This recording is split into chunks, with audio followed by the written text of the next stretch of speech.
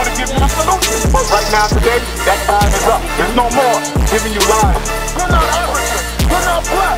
You're not Jamaican. You are from the 12 tribes of Israel. And it's high time you wake out of sleep. Christianity is a damn fraud. Christianity is a curse to our people. This is reality. That's right. This is reality. We're going to show you why. You have destroyed yourself. So we're supposed to give a warning. We're not judging you, we're warning you. Well, have we seen any change? Have we seen anything that has changed our people? Changed our neighborhood?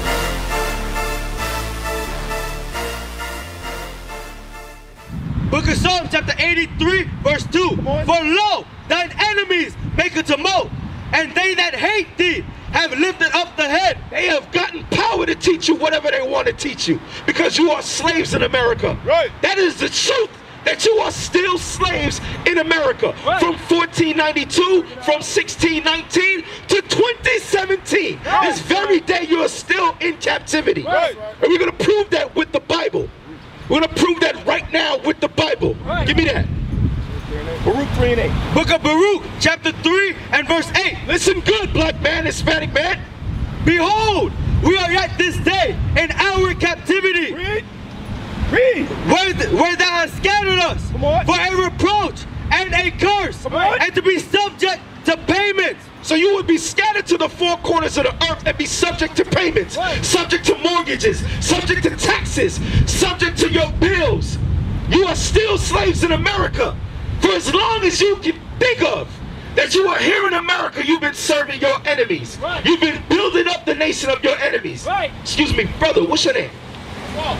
Walt? Yes, sir. Brother Walt, let me ask you something. What is your nationality according to the Bible? Man, now you got one spot. Oh, I'm sorry, I didn't mean to put you on the spot. Well, let me ask you this, right? You've been to school, right? Been to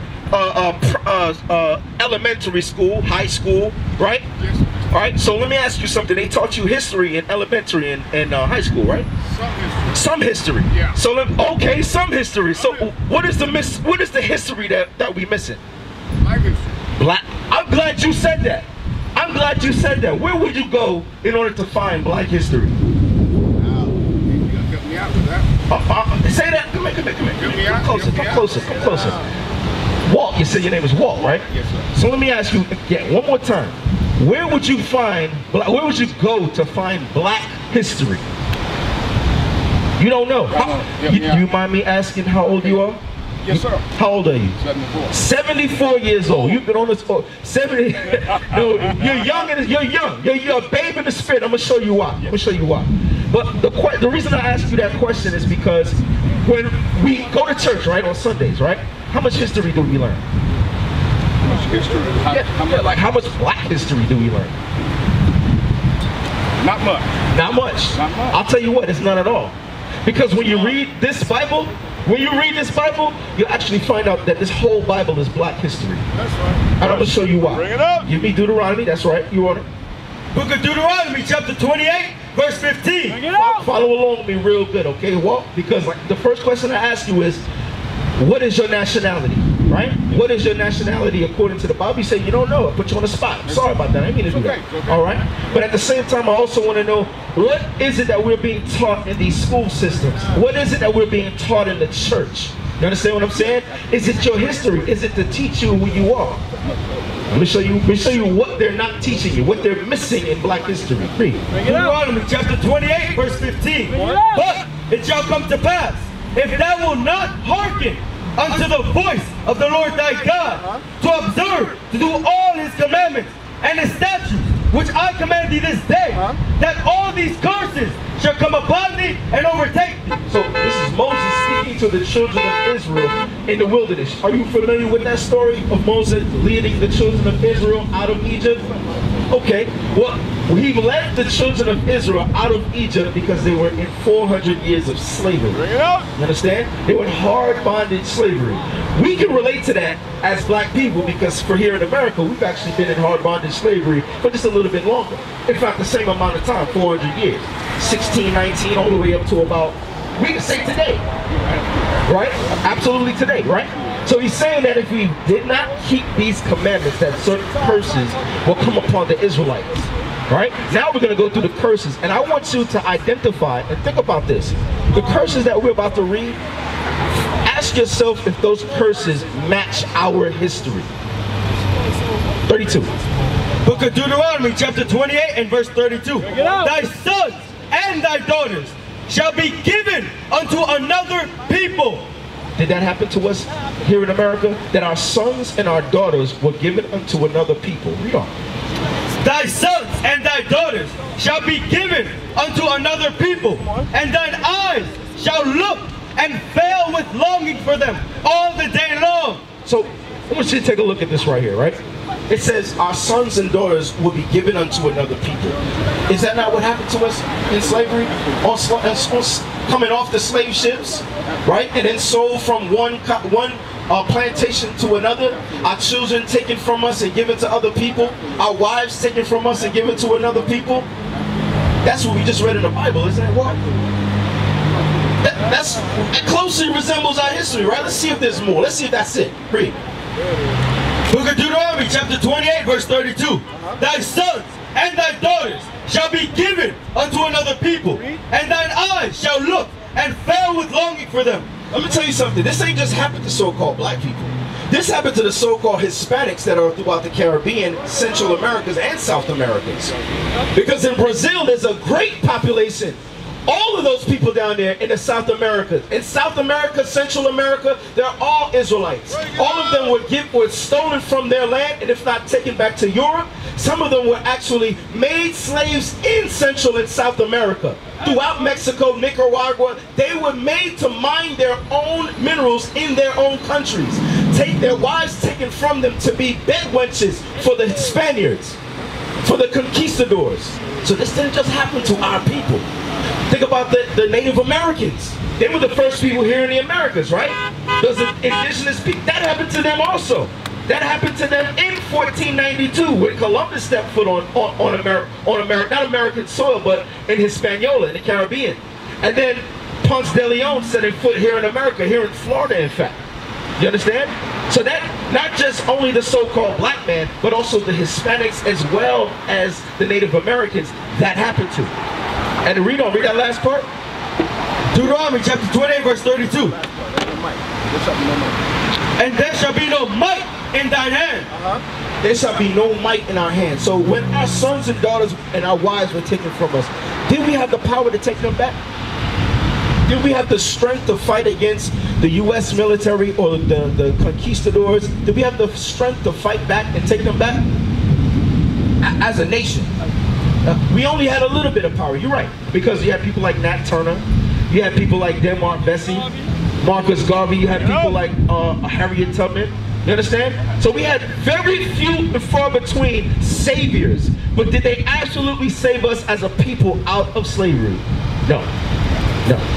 So let me show you something else. Give me 68. Oh yeah, please. Read. This is a book called When I Was a Slave. Memoirs from the Slave Narrative Collection. What they did was they gathered all the slaves' narratives and they put it in a book. They put it in a book. So all these that we're about to read are memoirs from when our ancestors was in slavery. And we're going to show you how the Bible connects with our history, all right? This history that we're taught in America every February, not all year. Right. Read. This is Julia Brown, age when interviewed 85, page 21. Slaves was treated in most cases like cattle. A man went about the country buying up slaves like buying up cattle and the like, and he was called a speculator. Then he'd sell him to the highest bidder. It was pitiful to see children taken, taken from their mother's breast. Did we not just read that in the Bible? Read it again. Read it again. 32. Deuteronomy chapter 28 verse 32. Thy sons and thy daughters, Your children, read, shall be given unto another people. So what we call today brokers, that's what that speculator is called. They're sales brokers. They go out buying up all the slaves and their children. So even if you had a child, a young child, your son looks strong. Okay, I'll take him. No matter how you felt about it, because they treated you less than the animals. All right, read on. Then he sell them to the highest bidder. Oh, it was pitiful to see children taken from their mother's breast. From where? Their mother's breast. Come on. Mother sold, husband sold from wives. What? Husband sold from wives. Come on. One woman he was to buy had a baby. And of course, the baby came before he bought her and wouldn't buy the baby. Said he had it bargained to buy the baby too, and he just wouldn't. He didn't want the 2-for-1 deal. Watch this. Slavery days was hell. I was growed up when the war came, and I was a mother before it closed. Babies were snatched from their mother's breast and sold to speculators.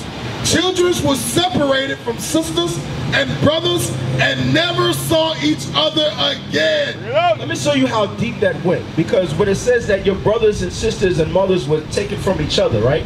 They had to breed more slaves, right? They had to make more slaves, right?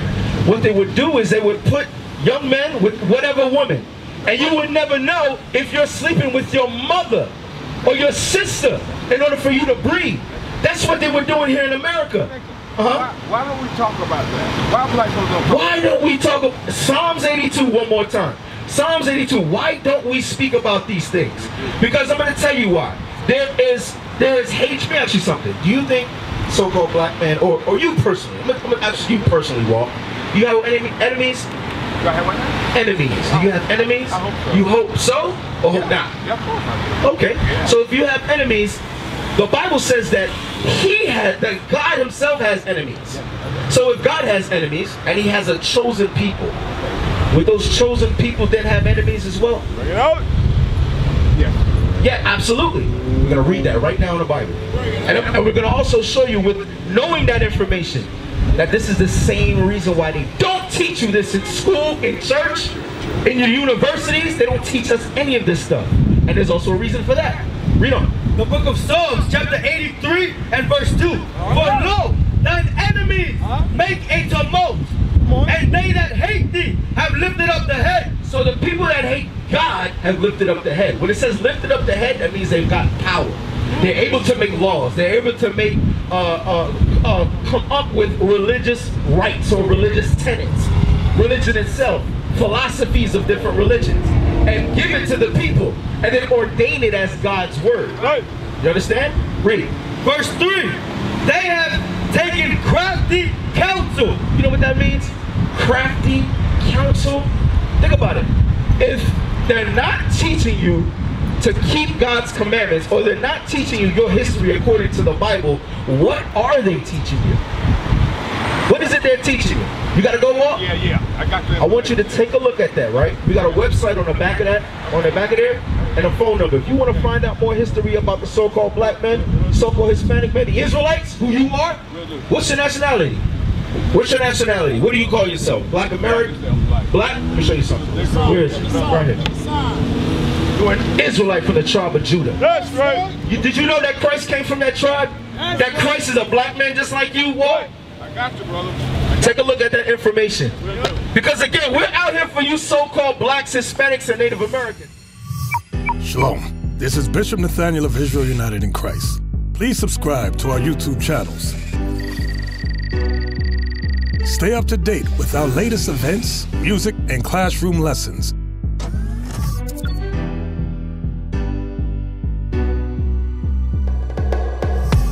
IUIC plans to continue visiting different countries where this gospel has not been preached before. IUIC needs your help in pushing this truth.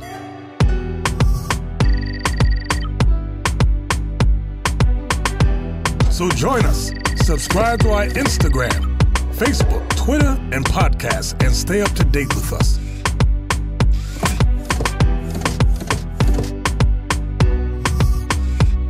For more information, please visit www.israelunite.org.